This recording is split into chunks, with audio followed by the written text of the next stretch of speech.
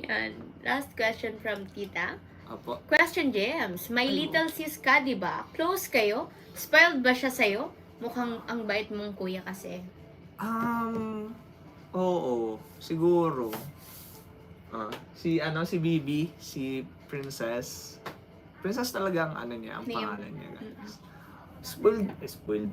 Ano lang, yung ano lang, pag may pasalubong na gusto siyang makuha. Unika iha? Oo. Oh, Kasi kaya? apat kami lalaki. Tapos siya yung Bunso. bunso.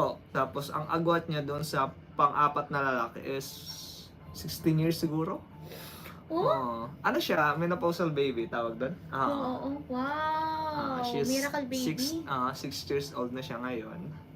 May ano nga siya, may sakit. So, get well soon, baby. Ay, wawa man. Bakit? Ano lang, parang ano lang. Nalagnat? Lagnat laki lang siguro. Spoiled siya sa amin. For sure. Oo. For sure. Kasi bunso na. Unika Bunso, uhip. oo. Unika iha pa. Opo. Di ba? For sure, Oo. spoiled talaga yan. Kahapon nga, pumunta ng Naga si mother, hinatid ko. Tapos nagpapabili siya ng ng Barbie na laruan. Yun, binala namin. Aww. Then, ng damit niya sa Christmas party.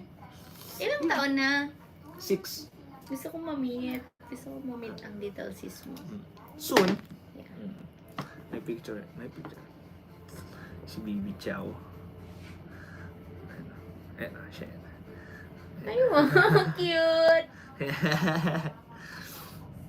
Mga sige, Sir P. Oh my God. Paano? Nakakulag ko kay Enig din minsan. Tapos sige, Sir po. Aww. Yan. Siya, anong tawag doon? Doxology. Mm-mm. Yan. Nung elementary ako, mahilig din ako sa doxology. Yan. Yung pray